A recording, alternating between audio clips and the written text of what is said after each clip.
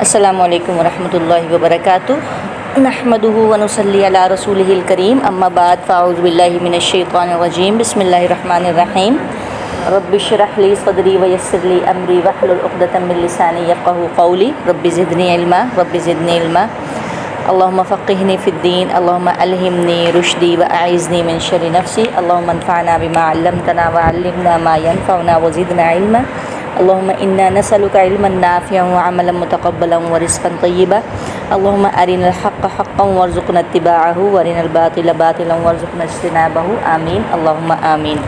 سورۃ الانفال، اور سورۃ الانفال کی آج ہم آیت نمبر 25 سے انشاءاللہ دیکھیں گے آگے کتنا پڑھنا ہے 29 یا پھر 30 تک انشاءاللہ۔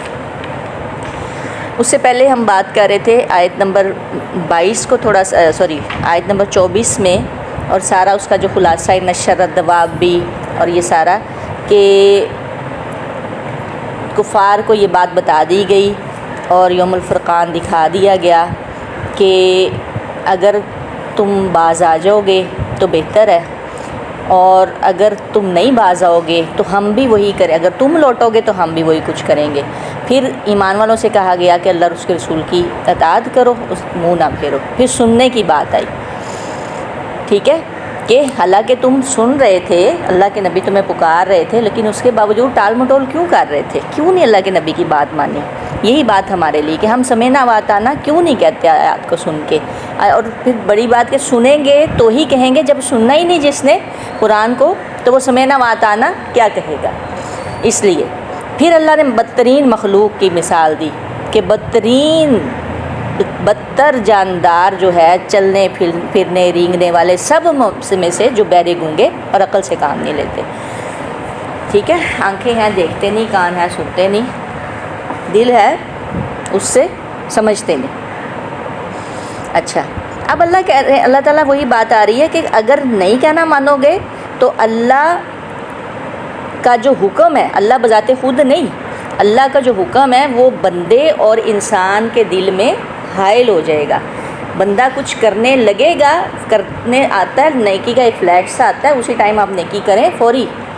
وہ کہتے ہیں نا، نیک کام میں دیر نہیں کرنی چاہیے، ٹھیک ہے، ویسے جلد بازی شیطانی عمل ہے، لیکن نیک کام میں آپ نے ہمارے ہی محاورے بنے ہوئے، نیک کام میں آپ جلدی کریں، دیر نہ کریں، کیونکہ ٹائم نہیں اتنا ہوتا، یہ بات آ رہی ہے۔ تو کہ پھر اللہ کا جو حکم ہے، اللہ کا جو امر ہے، جو ہمیں ایک ٹائم، وہ لمٹ ہمیں ملی ہوئی ہے، وہ کہیں نکل نہ جائے، وہ ہاتھ سے چلی نہ جائے، اس وجہ سے آپ اس سے پہلے کہ اللہ کا حکم غالب آ جائے، اللہ کا حکم اتر جائے، انسان بندے اور آدمی کے دل میں حائل ہو جائے اور وہ پھر بھول جائے۔ اور اکثر ہم ایسے ہی کرتے ہیں کہ ہم نے کہا کہ ہم نے فلاں کے لیے کوئی ہیلپ کرنی ہے، یا ہم نے فلاں کام یا ہم نے فلاں سے صلح کرنی ہے، صلح کے لیے ہم کہتے ہیں میں نے ابھی میسیج کرنا ہے، آئی ایم سوری، مجھے معاف کر دیجیے، یا میں آپ سے ملنا چاہ رہی ہوں یا چاہ رہا ہوں کہ ہم ایک ملاقات کر لیں، چلے پچھلے ہمارے جو ہیں وہ دور ہو جائیں۔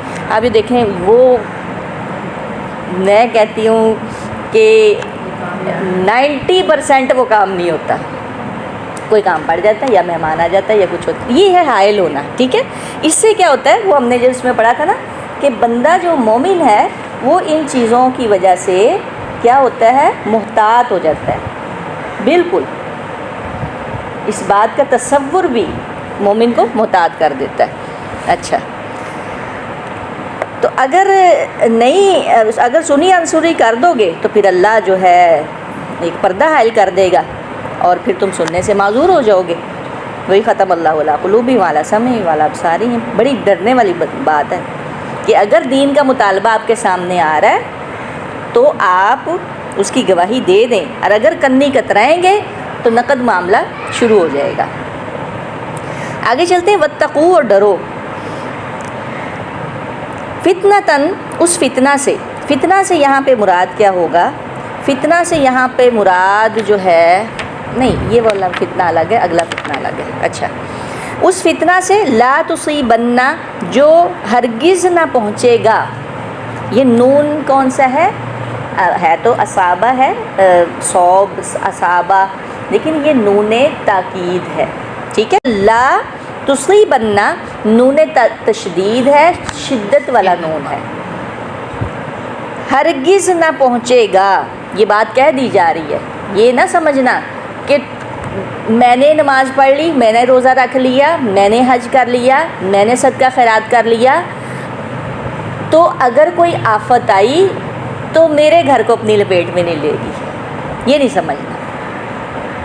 بات سمجھ میں آ رہی کہ بے گناہ بھی اس کی لپیٹ میں آئے گا۔ ہم اس کو پہلے پڑھیں، واتقوا، اور ڈرو فتنتاً، اس فتنے سے، لا تصیبن، جو ہرگز نہ پہنچے گا، الذین، انہیں، جنہوں نے جنہوں نے ظلم کیا، منکم، تم میں سے، خاصتاً، خاص کر، یعنی یہ نہیں ہے کہ بے جو گناہ ہے، جیسے میں تو کوئی گناہ نہیں کر رہی لیکن میں اس آزمائش میں نہیں آؤں گی، یہ نہیں ہوگا۔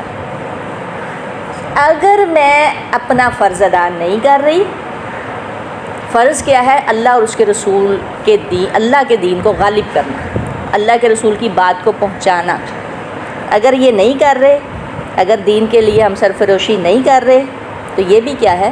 گناہ ہے۔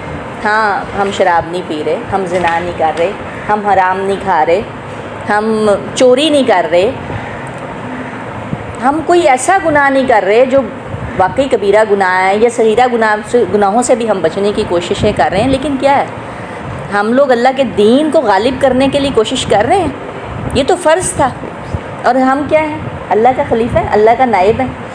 ہم کیا صرف کھانا بنانے کے لیے آئے ہیں؟ میں خواتین کی بات کر، کیونکہ ہم اس وقت مخاطب خواتین سے، مردوں سے فی الحال نہیں ہیں۔ ان کا تو معاملہ ہی چھوڑ دیں نا فی الحال، تو جو حالات ہوئے پڑے ہیں۔ کیا ہم کھانا بنانے آئی ہیں؟ کیا ہم کپڑے سلائی کرنے آئی ہیں؟ کیا ہم صرف یعنی گھر کی صفائیاں کرنے کے لیے آئی ہیں؟ بچوں کی تربیت، اولاد کو، اب مردوں کی بات آ رہی تو یہ مرد کہاں سے بننے تھے؟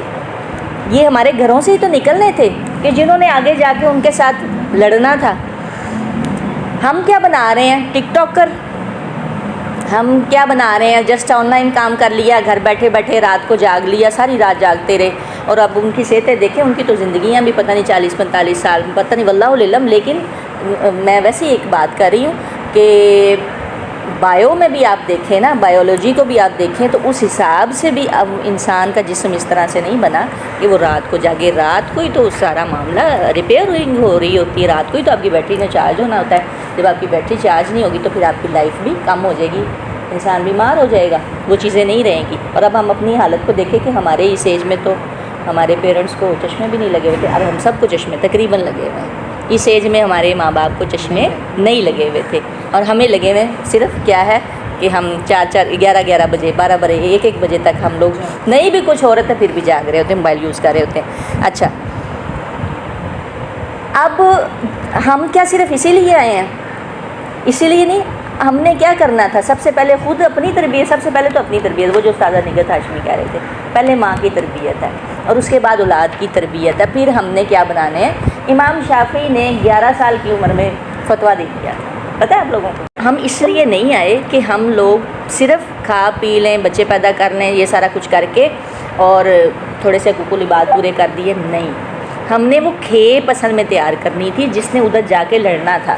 ہم نے کھیپ تیار کی ٹک ٹاکرس کی، تقریباً ہر گھر میں اب ٹک ٹاکر ہے، تقریباً، یعنی وہ لگا لیں آپ کا بیٹی نہیں ہے تو بیٹا ہوگا، اور بیٹا نہیں ہے تو اس کا باپ ہوگا یا پھر اس کے آگے سے بچے ہوں گے، ٹھیک ہے؟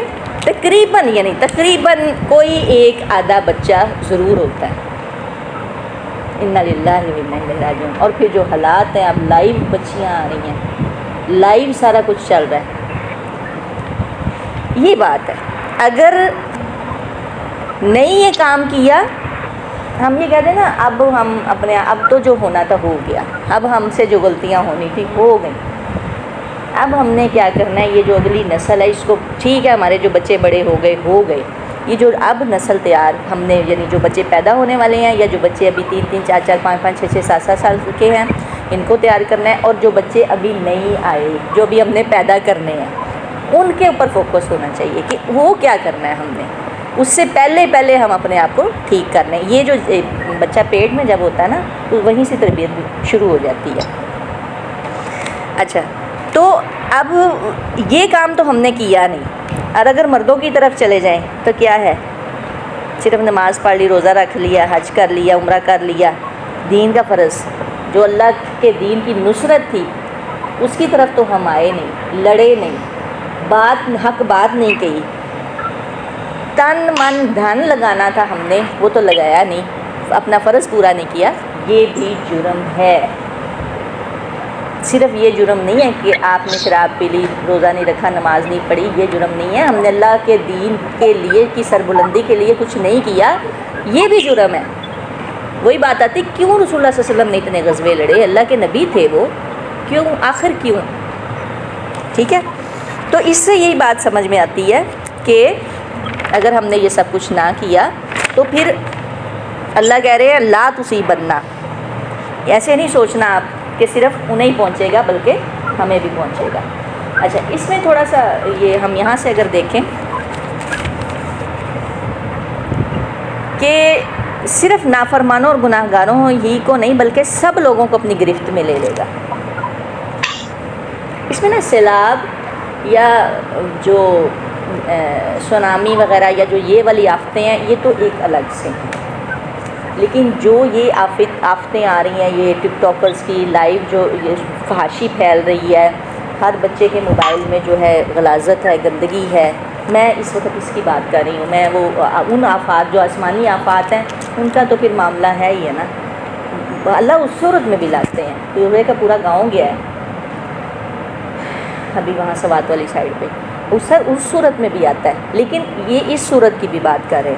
اچھا، اس میں کیا ہوتا ہے کہ یہ فتنہ ظلم کرنے والوں اور دیگر لوگوں کو اپنی لپیٹ میں لے لے گا، اور اس کا سبب یہی ہے کہ جب ظلم غالب آ جائے اور اس کو بدلا نہ جائے تو اس کی سزا ظلم کرنے والے اور دوسرے لوگوں سب کے لیے، ظلم کرنے والوں کے لیے اور دوسرے سب کے لیے عام ہوتی ہے۔ اس لیے برائیوں سے منع کرنا، اہل شرک کا قمع کرنا کہ وہ ظلم اور معاصی کا ارتکاب نہ کر سکیں، اس سے ہم فتنے سے بچ سکتے ہیں۔ سیدنا ابن عباس فرماتے ہیں کہ اللہ تعالیٰ مومنوں کو حکم دے رہے ہیں کہ اپنے اندر بری باتیں نہ پھیلنے دیں ورنہ ہمہ گیر عذاب آ جائے گا۔ ابن کثیر اس کو بیان کرتے ہیں۔ حذیفہ بن یمان رضی اللہ تعالیٰ عنہ بیان کرتے ہیں کہ رسول اللہ صلی اللہ علیہ وسلم نے فرمایا والذی نفسی بیدہ لتأمرن بالمعروف ولتنہون عن المنکر او لیوشکن اللہ ان یبعث علیکم عقابا منہ ثم تدعونہ فلا یستجاب لکم۔ یہ پہلے بھی آپ کئی بار حدیث سن چکے ہیں مسند احمد کی کہ رسول اللہ صلی اللہ علیہ وسلم نے فرمایا اس ذات کی قسم جس کے آدمی میں جان ہے کہ تم ضرور نیکی کا حکم دو گے، برائی سے منع کرو گے، اگر ایسا نہیں کرو گے، یہ بریکٹ میں ہے، تو پھر کیا ہوگا، اللہ تعالیٰ تم پر اپنا عذاب بھیج دے گا، پھر تم اس سے دعائیں بھی کرو گے مگر وہ دعائیں قبول نہیں کرے گا۔ کتنے لاکھ، 9 لاکھ لوگوں نے اس دفعہ، 9 لاکھ سے چلیں اوپر لگا لیں یا نیچے لیں، کتنے لوگوں نے حج کیا، کتنی دعائیں مانگی، لو بھی ادھر حج ہو رہا ہے، ادھر بمباری ہو رہی ہے، ہم ایک پین سے ڈر گئے، اتنا سا پین، یا چلو اتنا ہوگا، ہم نے پوسٹ شیئر کی، ہاتھ نہ لگا دینا، یہ نہ کر دینا، ہاتھ اڑ جائے گا، وہ پورے کے پورے جسم اڑ گئے، لوگوں کے گھر اڑ گئے، وہ ہر چیز ختم ہو گئی ان لوگوں کی، کوئی جو نہیں رہیں، اور یہاں پہ ہم فوری ایکٹیو ہو گئے کہ دشمن نے وہ پھینک دیا، شوشہ ہی تھا بس، ایسی کسی نے چھوڑ دیا ہوگا بھی، میں یہ نہیں کہتی کیونکہ دہشت گردی پھیلائی جاتی ہے، بہرحال وہاں اتنے لوگوں نے حج کیا اور وہاں بمباری ہو رہی ہے، دعائیں کیوں نہیں قبول ہو رہی؟ کیا سبھی وہ لوگ تھے؟ ہم کہہ دیتے ہیں نا کہ اکثر لوگ گنہ، سبھی گنہگار تھے، اچھے لوگ بھی تھے، اللہ دعائیں کیوں نہیں قبول کر رہے ہماری؟ ہم کیوں نہیں غالب آ رہے؟ ہم کیوں مغلوب ہیں؟ کیا وجہ؟ دیکھیں اپنے اندر، ہم جھانکیں، کیا ہم روکتے ہیں کسی کو؟ نہیں روکتے۔ رکشے والا، ریڑھی والا، کوئی گاڑی والا، بس میں، ہم بسز میں سفر کرتے ہیں، ہم تو اس کو نہیں کہہ سکتے جا کے کہ آپ اس کو آہستہ کر دیں، ہم اپنی ہینڈ فری لگا لیں گے، ہم اس کو نہیں کہہ پائیں گے، اور جب آپ کہیں گے تو اس کے رپلائی میں آپ دیکھیے گا کہ آپ کے ساتھ کیا ہوتا ہے۔ اس طرح کے سین ہم لوگ کر چکے ہیں، اس طرح کے ایڈونچر ہم لوگ کر چکے ہیں، ہمیں پتہ ہے میرے ساتھ پھر ہوا کیا تھا، کیا کیا کچھ نہیں ہمیں فیس کرنا پڑا۔ یہ اور بات ہے کہ چلو ہم تقریباً 6-7 لوگ گاڑی میں اور مل گئے، لیکن ہمیں بہت کچھ فیس کرنا پڑا صرف اس وجہ سے کہ ہم نے ڈرائیور کو کہا تھا کہ آپ اس کو بند کر دیں، لیکن نہیں، یہ وجہ اللہ تعالیٰ ہماری دعاؤں کو قبول نہیں کرتے، ہم روکتے نہیں ہیں۔ ٹھیک ہے، اگر آپ لوگوں کو اپنا سبق ہے وہ آخر وہ کیا رہا ہے، یہ وجہ ہے۔ اچھا، اس پہ تو بڑی لمبی چوڑی رسول اللہ صلی اللہ علیہ وسلم نے فرمایا اللہ کی حدود میں سستی برتنے والے، اس میں مبتلا ہو جانے والے کی مثال ایک ایسی قوم کی سی ہے۔ اس حدیث سے یہ جو اللہ کے رسول کی یہ ولی ہے نا، اس سے آپ صحیح سمجھ سکتے ہیں، اس کو بخاری نے روایت کیا کہ جس نے ایک کشتی پر سفر کرنے کے لیے جگہ کے بارے میں قرآن اندازی کی، پھر نتیجے میں کچھ لوگ نیچے سوار ہوئے اور کچھ اوپر۔ اس رسول اللہ صلی اللہ علیہ وسلم نے فرمایا، میں دوبارہ سوری پڑھوں گی، سستی برتنے والے اور اس میں مبتلا ہو جانے والے کی مثال ایک ایسی قوم کی سی ہے جس نے ایک کشتی نے سفر کیا، پھر نتیجے میں کچھ لوگ نیچے سوار ہوئے اور کچھ اوپر۔ نیچے کے لوگ پانی لے کر اوپر کی منزل سے گزرتے تھے، اس سے اوپر والوں کو تکلیف ہوتی تھی۔ پانی لے کر اوپر کی منزل سے گزرتے تھے، اس سے اوپر والوں کو تکلیف ہوتی تھی۔ اس خیال سے نیچے والے ایک آدمی نے کلہاڑی سے کشتی کا نیچے کا حصہ کاٹنے لگا۔ ایک آدمی کلہاڑی کے ساتھ کشتی کا نیچے سے حصہ کاٹنے لگا تاکہ نیچے سے ہی سمندر سے پانی لے لیا کریں۔ اب اوپر والے آئے اور کہنے لگے کہ یہ کیا کر رہے ہو؟ اس نے کہا تم لوگوں کو میرے اوپر آنے جانے سے تکلیف ہو رہی تھی، میرے لیے بھی پانی ضروری ہے۔ اب اگر انہوں نے نیچے والے کا ہاتھ پکڑ لیا تو انہیں بھی نجات دی اور خود بھی نجات پائی۔ اگر انہوں نے اس کلہاڑی سے اس کشتی میں سوراخ کرنے والے کو روک دیا تو اس کو بھی بچایا، خود بھی بچایا، لیکن اگر اسے یوں ہی چھوڑ دیا تو انہیں بھی ہلاک کیا اور خود بھی ہلاک ہو گئے۔ یہ رسول اللہ صلی اللہ علیہ وسلم نے اس قوم کی مثال دی ہے جو سست ہے اور جو منع نہیں کرتی کہ وہ کہتے ہیں نا خود تو ڈوبے صنم تمہیں بھی لے ڈوبیں گے، یہ حالات کتنا ضروری ہے۔ ہم کیا کرتے ہیں، ہمارے کام دھندے سب کچھ چل رہا ہے، ٹھیک ہے، اور جو ہے وہ نہیں، جو مرضی ہو جائے، دین مغلوب ہے، سب کچھ، کسی کو کوئی فرق نہیں پڑ رہا، دین مغلوب۔ میں نے وہی بات کی، اسلام حالت جنگ میں نہیں، پاکستان نہیں، اسلام حالت جنگ میں۔ اچھا، اس میں آتا ہے سیدنا جریر بن بیان کرتے ہیں رسول اللہ صلی اللہ علیہ وسلم نے فرمایا رضی اللہ تعالیٰ عنہ، جس قوم میں گناہ اور برے کام کیے جاتے ہوں اور وہ کرنے والوں سے زیادہ معزز اور تعداد میں زیادہ ہوں۔ کتنی مسجدیں ہیں، کتنے علماء ہیں، زیادتی ہے کہ نہیں ہے؟ کیوں بار بار علماء؟ پھر بھی انہیں منع نہ کریں تو اللہ تعالیٰ ان کو عذاب میں گرفتار کر لے گا۔ اسے ابن ماجہ بیان کرتے ہیں، مسند احمد بھی۔ رسول اللہ صلی اللہ علیہ وسلم سیدنا ابو بکر بیان کرتے ہیں کہ رسول اللہ صلی اللہ علیہ وسلم نے فرمایا لوگ جب کسی ظالم کو دیکھیں اور اس کے ہاتھ کو نہ پکڑیں تو قریب ہے کہ اللہ تعالیٰ عذاب میں اس کو بھی شریک کر لے گا۔ یعنی اگر ہماری کوئی ایم پی اے، ایم این اے، کوئی وزیر یا ہمارا وزیر اعظم یا وزیر اعلیٰ یا صدر اس میں مبتلا ہے اور اگر ہم اس کو نہیں روکیں گے، ہم نہیں نکلیں گے، ہم نہیں احتجاج کریں گے، ہم نہیں واویلا کریں گے تو پھر اللہ ہمیں بھی اس میں گرفتار کر دے گا۔ مسند احمد کی روایت ہے کہ صلی اللہ علیہ وسلم فرماتے ہیں کہ جب میری امت میں گناہ ظاہر ہوں گے تو اللہ تعالیٰ اپنے عام عذاب آپ پر بھیجے گا۔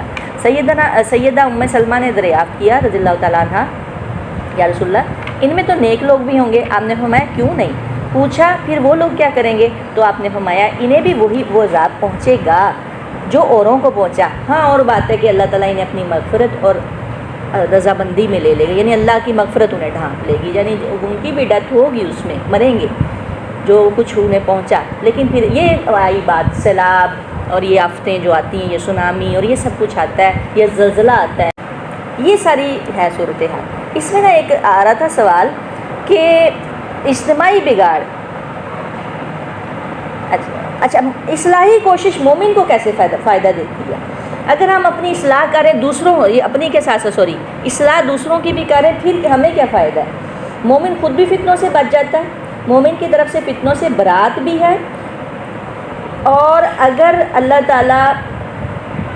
انسان اللہ تعالیٰ کے حضور اصلاحی کوششوں سے اپنی برات پیش نہ کرے تو اللہ کی طرف سے کیا معاملہ ہوتا ہے؟ اگر انسان اصلاحی کوشش نہیں کرتا تو پھر اللہ تعالیٰ بھی اس کے معاملے کو دوسروں سے الگ نہیں کرتا۔ جب معاشرے میں بگاڑ پھیلتا ہے تو وہ اس کی نسلیں برائی کے سلاب سے بچ نہیں سکتی۔ ہم نے ایفرٹ نہیں کی، ہمارے پیرنٹس نے وہ والی ایفرٹ جو کرنی چاہیے تھی وہ نہیں کی، میرے امی ابو نے وہ ایفرٹ جو کرنی چاہیے تھی وہ نہیں کی، کیا ہوا؟ ہم بھی اس میں پھنسے اور ہماری اولادیں بھی آگے اس وبال میں پھنس رہی ہیں، اس لیے ہمارے ٹک ٹاک پھنس رہے ہیں، ٹھیک ہے؟ پہلے کیا ہوتا تھا، پہلے کچھ خواتین خاص قسم کی وہاں پہ جاتے تھے مرد حضرات، اور جا کے جو انہوں نے برائی کرنی وہ کر پھر لینی۔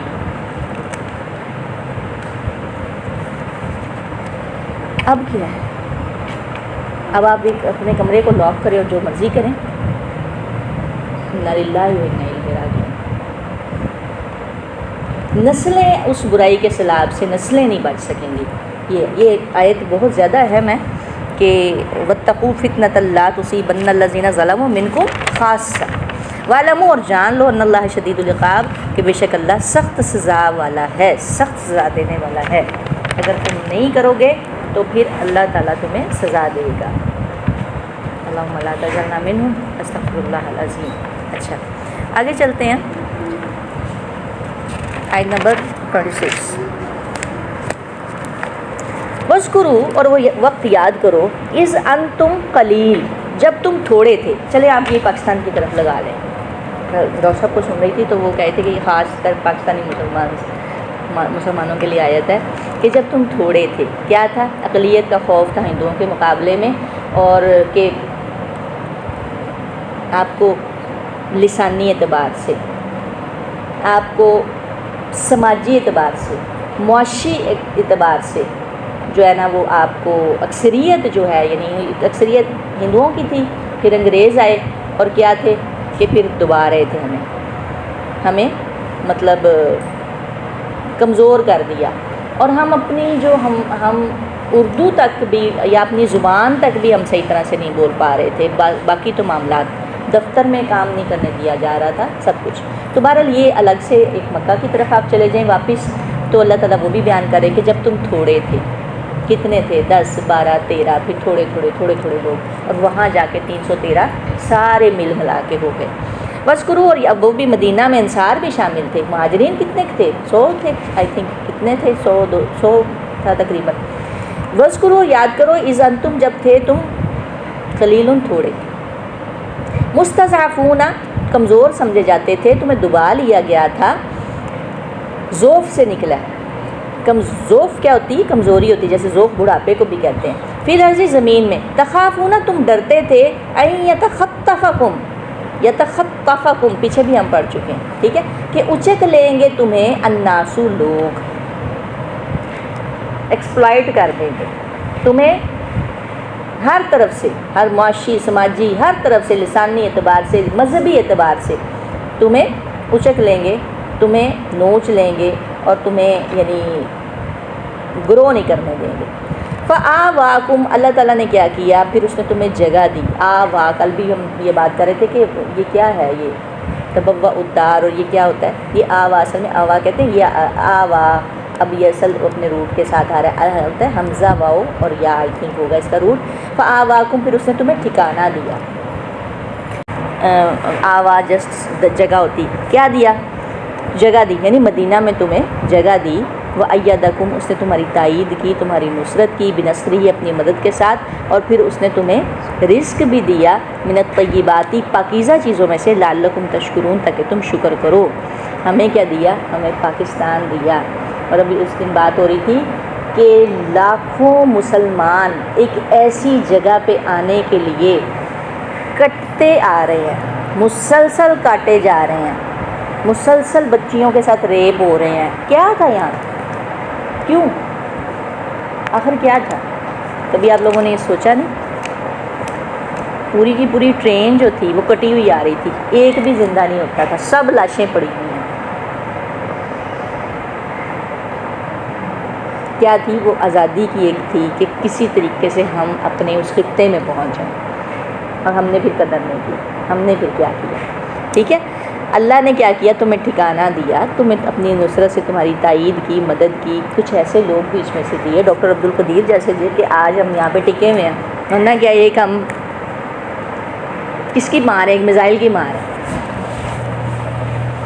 اللہ نے تمہاری تائید کی اپنی نصرت سے، رزق دیا پاکیزہ چیزوں سے۔ آج دیکھیں 4 موسم ہیں، پاکستان بہترین جگہ ہے پوری دنیا میں اپنے موسموں کے اعتبار سے، ٹھنڈا بھی ہے، گرم بھی ہے، معتدل بھی ہے، خزاں بھی ہے، ہر چیز ہے بیچ میں۔ یہاں پہ بہترین کنو پیدا ہوتا ہے، بہترین آم پیدا ہوتا ہے، اور بہترین یعنی مطلب اگر آپ کنو کو لے لیں نا یا آم مینگوز کو لے لیں تو وہ پورے چاول لے لیں وہ آپ کو نہیں ملے گا۔ یہ چاول آپ کا جاتا ہے سارا، یہ سعودیہ، یہ سارا وہاں جا رہا ہوتا ہے آپ کی چیزیں۔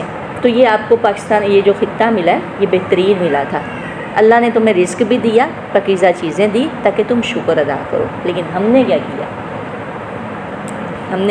ہم نے وہ کچھ نہیں کیا جو کرنا چاہیے تھا۔ بہرحال یہ آیات اللہ تعالیٰ مکہ کی طرف اگر جائیں تو پھر اللہ تعالیٰ نے مسلمانوں کی تائید کی، مدینہ میں اللہ تعالیٰ نے رزق دیا، رزق کی فراوانیاں ہوئیں، پھر اس کے بعد فتوحات بھی ہوئیں، اور پھر دیکھیں 22 لاکھ مربع میل کو فتح کیا کس نے؟ عمر فاروق رضی اللہ تعالیٰ عنہ نے۔ یہ ٹھکانہ دیا تمہیں۔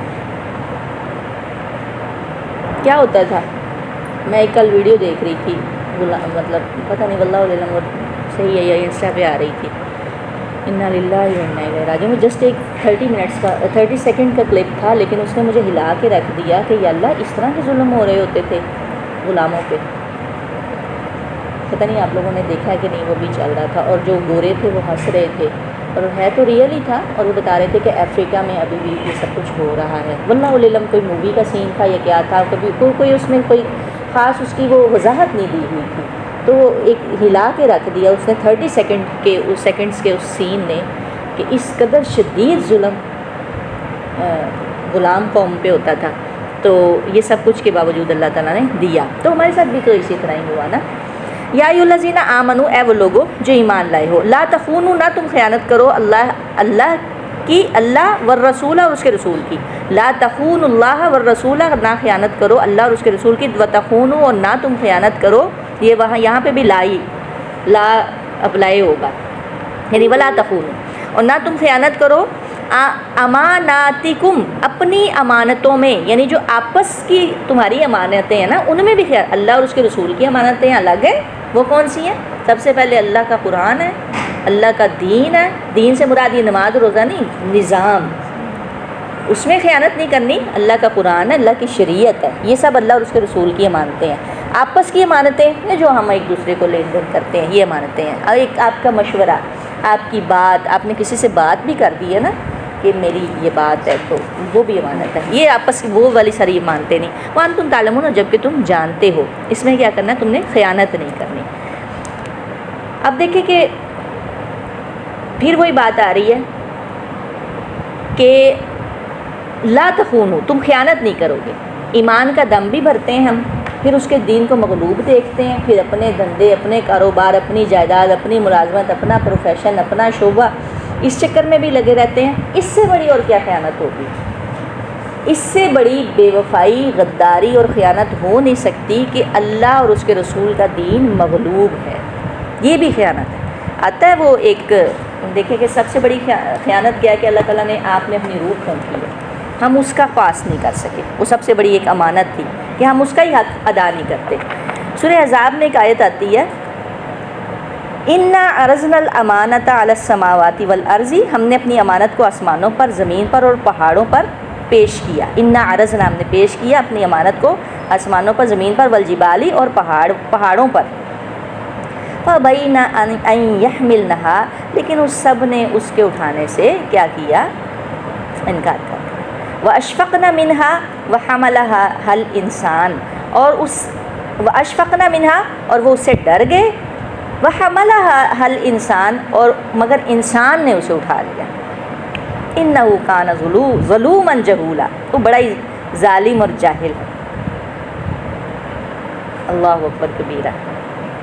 تفسیر تو اس کی بڑی ہے اس آیت کی، بہرحال کہ یہ بارے گراں اٹھا کر اس نے اپنے نفس پر ظلم کا ارتکاب کیا، اور اب اس کی قدر و قیمت سے غفلت ہے، غافل ہے، اور جہالت کا مظاہرہ کر رہا ہے، اور اللہ نے پہلے ہی کہہ دیا۔ اس کا تعلق جو ہے، یعنی انسان کو اس امانت کا ذمہ دار بنانے سے مقصد یہ ہے کہ اہل نفاق، اہل شرک کا نفاق، شرک اور اہل ایمان کا ایمان ظاہر ہو جائے۔ بہرحال اللہ تعالیٰ نے یہ امانت ہمیں دی، دین کی امانت، نظام کی امانت، قرآن کی امانت، شریعت کی امانت، یہ سب اللہ اور اس کے رسول کی امانت ہے. سب سے بڑی بڑی امانتیں تو یہ ہیں. ہم نے اس میں بھی خیانت کی ہے. ٹھیک ہے. اس کے بعد وہ چھوٹی چھوٹی چیزیں آ جاتی ہیں جس میں رسول اللہ صلی اللہ علیہ وسلم نے فرمایا کہ منافق کی نشانیاں آ جاتی ہیں. پھر اس کے علاوہ اور بھی چیزیں، یہ بعد کی باتیں ہیں یہ والی، کہ تم اپنی امانتوں میں خیانت نہ کرو. میں امانت سے مراد اعمال اور فرائض ہیں جن پر اللہ تعالیٰ نے اپنے بندوں کو امین ٹھہرایا. حالانکہ تم جانتے ہو رسول اللہ صلی اللہ علیہ وسلم نے فرمایا منافق کی 3 نشانیاں: جب بات کرے جھوٹ بولے، وعدہ کرے وعدہ خلافی کرے، جب اس کو امانت دار سمجھا جائے تو خیانت کرے. تو ہم یہیں پہ ہی آ جاتے کہ ہم نے یہ چھوٹی سی چیز لی ہے تو اس کی ہم نے کوئی بات یہاں تک نہیں تھی. سب سے بڑی جو امانت یہ والی جو ہمارے ہاتھوں میں اب آج ہم پہنچ چکی ہے، آ گئی، آپ نے سن لی بات، اب اس کو آپ صرف اپنے تک رکھتے ہیں تو یہ بھی خیانت ہے. آپ اس کو اپنے بچوں تک نہیں پہنچاتے. آپ کوشش نہیں کرتے کہ ایک آپ کی دوست ہے یا آپ کا چلیں شوہر لگا لیں یا آپ کی بیوی ہے یا کوئی بھی ہے یا آپ کی ماں باپ ہیں یا کوئی بھی آپ کا بہن بھائی، آپ اس تک نہیں اگر پہنچاتے تو یہ بھی خیانت ہے. رسول اللہ صلی اللہ علیہ وسلم نے فرمایا کیا فرمایا تھا؟ ایک آیت بھی پہنچے تو ایک آیت بھی تم سن لو تو اسے پہنچاؤ.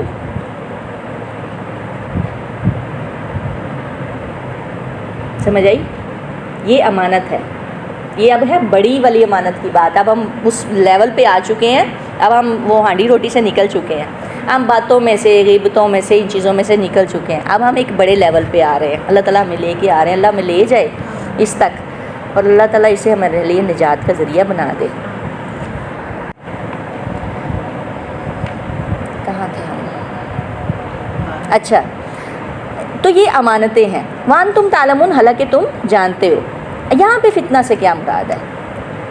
اب آگے وَعْلَمُوا، اگلی آیت میں 28 میں، وَعْلَمُوا، اور جان لو، انما کہ بے شک اموالکم تمہارے مال، و اولادکم اور تمہاری اولاد، فتنۃ فتنہ ہے. یہاں پہ فتنہ سے پیچھے بھی آپ ایک فتنہ آپ پڑھ چکے ہیں، وہ عذاب کی صورت تھی. یہ فتنہ کیا ہے؟ یہ فتنہ ہے آزمائش کسوٹی. اس سے پرکھا جائے گا اس فتنے کے ذریعے. ٹھیک ہے. یہ آزمائش ہے. 2 ہی بیڑیاں یہ جو آپ کے پیروں میں پڑی ہوئی ہیں، ایک مال ہے ایک اولاد ہے. اسی کی خاطر آپ دیکھیں اولاد کو، ابھی میں سن رہی تھی اولاد کو ہم نے اعلیٰ تعلیم دلوانی ہے، فیس دینی ہے. جی آپ نے ₹1,00,000 1,50,000 فیس دینی ہے، 2,00,000 فیس دینی ہے. اس کے لیے پہلے کیا کریں گے؟ ایسے ہی آ جائے گا آپ کے ہاتھ میں، کھپنا پڑے گا. ٹھیک ہے. خون پسینہ ایک کرنا پڑے گا. پھر کہاں سے آپ کے پاس ٹائم بچے گا اس کے لیے؟ رمق ہی نہیں باقی رہ جاتی آپ کی باڈی میں. آپ اتنے مطلب آپ تھک ہار جاتے ہیں کہ آپ کس طرح پھر دین کے لیے نکلیں گے. اس لیے اگر آپ اللہ کا کام کر لیتے ہیں نا تو اللہ آپ کے کام کر لیتے ہیں. پھر اللہ آپ کے کام آسانی سے ہوتے رہتے ہیں. ہم کہنا نہیں پہلے ہم وہ کر لیں، جی بچوں کے لیے سارا کچھ کر لیں، ٹھیک ہے میں یہ نہیں کہتی، لیکن پھر وہ اکثر یوں ہوتا ہے. ہم نے پیچھے اپنی زندگی گزاری ہے کھپ کے اسکولز میں، یعنی ایسے ہی کالجز میں اور ٹیوشنز میں، اور سارا باقی ٹائم ہی نہیں بچتا تھا. کتنا عرصہ ہو گیا تھا اس کو کھولے ہوئے یا اس کو ریوائز کرتے ہوئے، نہیں ہو رہا تھا. پھر دعائیں مانگ کے یا اللہ کسی طریقے سے تھوڑا سا ٹائم دے دے، تھوڑا سا ٹائم دے دے کسی طریقے. یہ نا ایک نا وہ بن گیا تھا میرے لیے تو، یا اللہ کب وہ دن آئے گا کہ اس کو ہم پڑھیں گے، اس کو ریوائز کریں گے. الحمدللہ. تو اللہ تعالیٰ پھر کام سب ٹھیک کر دیتے ہیں. پھر ہو سکتا ہے کہ ہمارے بچوں کی بھی تربیت ہو جائے، اسی سے ہی ہو جائے، ہو سکتا ہے اللہ تعالیٰ کر دے. تو یہ چیزیں ہیں. تو بچوں کی فیسیں بھی دینی ہیں، بجلی کے بل بھی دینے ہیں. اب ہم اسی میں بیٹھے ہوئے ہیں، بل کس نے دینے ہیں؟ والد صاحب نے دینا ہے. ٹھیک ہے. تو کیسے دینا ہے؟ کمائے گے، سب کچھ کریں گے، باقی بات رہتی نہیں. اللہ کے دین کو غالب کرنے کے لیے آپ کے پاس ٹائم نہیں بچتا. یہ ہے اولاد اور مال، 2 بیڑیاں جو ہمارے پاؤں میں پڑی ہوئی ہیں. اسی لیے بار بار بات آ رہی کہ ماں ہی تربیت کرتی، سارا ماں پہ ہی ڈال دو ملبہ. ماں ہی تربیت کرتی ہے، باپ تو کمانے کے لیے نکلا ہوتا ہے. اب ویسے زیادہ تر ہم یہی بات کرتے ہیں کہ باپ تو حالانکہ مرد کی بہت ساری ذمہ داریاں ہیں. تو بہرحال بنے وہ بھی ماں تو جی وہ میں کل سن رہی تھی کہ 7 سال تک ہے یا پھر حد 12 سال تک، بس اس کے بعد آپ کا بیٹا آپ کا نہیں ہے. پھر وہ باپ اس میں جائے گا.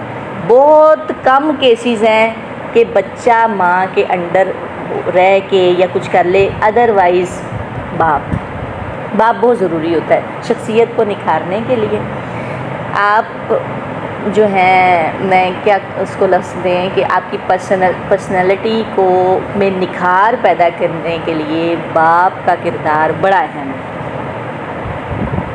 بلکہ میں نے آپ لوگوں نے دیکھا ہوگا جو میں نے لگایا ہوا تھا، سن رہے ہوں گے آپ لوگ، ہاں، کہ وہ مطلب بڑے اچھے طریقے سے، اور واقعی میں دیکھتی ہوں کہ اس میں تو باپ کا بڑا رول ہوتا ہے، ٹھیک ہے۔ تو وہ کیا ہوتا ہے جی، بچہ اگر غلط بھی ہے، یہ ماں کا ہی قصور ہے، یہ ہو گیا، ایسے نہیں ہوتا ماؤں کا نہیں، باپ کا بڑا کردار ہوتا ہے، مطلب میں بوائز کی بات کر رہی ہوں۔ ہاں جی، اولاد اور مال فتنہ ہے، بہرحال وَأَنَّ اللَّهَ، اور بے شک اللہ تعالیٰ کے پاس اجر ہے بہت بڑا، یعنی اگر آپ اللہ کے دین کے لیے کام کرنے شروع ہو جاتے ہیں تو ادھر تو جو اجر ہے ہی ہے، دنیا میں بھی آپ کو ملتا ہے، اللہ تعالیٰ آپ کو دیتے ہیں، ٹھیک ہے۔ سبحانک اللہم و بحمدک ونشہد ان لا الہ الا انت نستغفرک ونتوب الیک۔